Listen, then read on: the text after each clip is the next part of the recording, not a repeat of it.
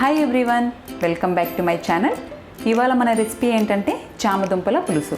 So దానికి కావాల్సిన పదార్థాలు ఎందుకు చూసేద్దామండి. చామదుంపలు 1/2 కిలో, 2 పెద్ద టమాటా, 1 పెద్ద ఆనియన్, చింతపండు గుజ్జు 1/2 కప్, కారం 3 టేబుల్ స్పూన్స్, పసుపు 1 టేబుల్ స్పూన్, చిన్న బెల్లం ముక్క, పోపు దినుసులు, సాల్ట్, ధనియాల పొడి 1 table spoon, oil 3 table spoons, కొద్దిగా మెంతి పిండి, ఇంగువ, కరివేపాకు, కొత్తిమీర. సో ఇప్పుడు తయారీ విధానం చూద్దాం. ముందుగా ఈ చామదుంపల్ని కుక్కర్లో వేసుకొని ఒక 3 విజిల్స్ పెట్టుకొని ఉడికించుకొని పక్కన పెట్టుకోండి. స్టవ్ వెలిగించుకొని ఇలా ఒక బాండలు పెట్టుకోండి. ఇందులో ఆయిల్ వేసుకోండి. ఆయిల్ వేడైన తర్వాత పోపు దినుసులు వేసుకోండి. అవి కొద్దిగా వేగిన తర్వాత ఉల్లిపాయలు వేసుకోండి. ఇవి కొద్దిగా బ్రౌన్ కలర్ వచ్చే వరకు వేయించుకోండి.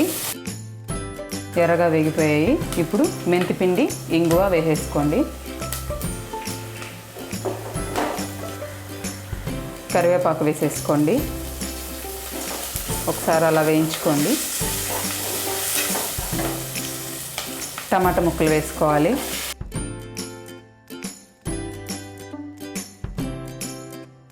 ఒక మూత పెట్టేసుకొని కొంచెం మంట తగ్గించుకొని టమాటా మగ్గేంత వరకు ఉడికించుకోండి. మూత పెట్టుకోవడం వల్ల టమాటా త్వరగా ఉడికిపోతుంది.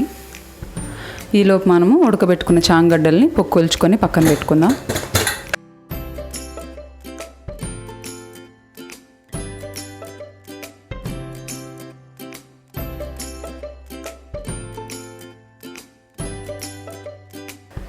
చూడండి, ఇలా ఒలిచి పక్కన పెట్టుకోండి.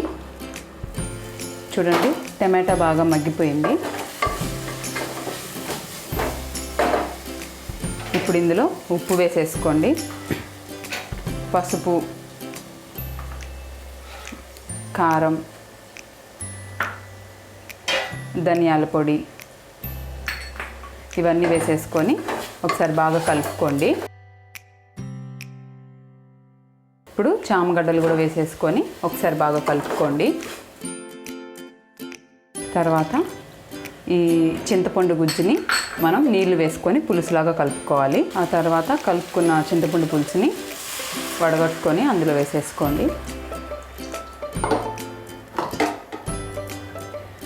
మీరు తీసుకున్న చింతపండుకి ఎంత నీళ్లు పడతాయో అంత నీళ్లు కలిపి అందులో వేసుకోండి.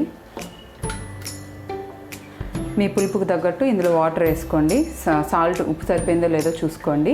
నేనైతే ఇందులో 1/2 లీటర్ వాటర్ వేసుకున్నాను. మీకు పులుపు తక్కువగా కావాలనుకుంటే ఇంకొంచెం వాటర్ యాడ్ చేసుకోవచ్చు. బెల్లం ముక్క కూడా వేసేసుకోండి.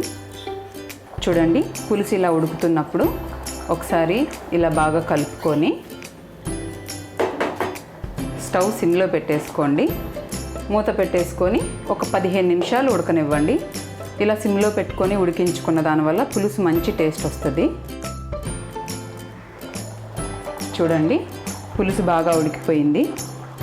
ఇప్పుడు చివరగా కొత్తిమీర వేసేసుకొని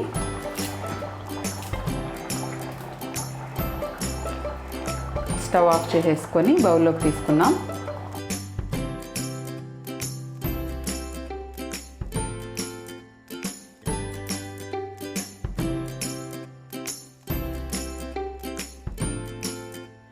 అంతేనండి, చామదుంపల పులుసు రెడీ అయిపోయింది. ఒక్కసారి ఇలా ట్రై చేసి చూడండి, చాలా బాగా వచ్చింది టేస్ట్ అయితే. ఈ వర్షాకాలంలో వేడివేడిగా అన్నం పెట్టుకొని పుల్లగా ఈ పులుసు వేసుకొని తింటే సూపర్ ఉంటుంది.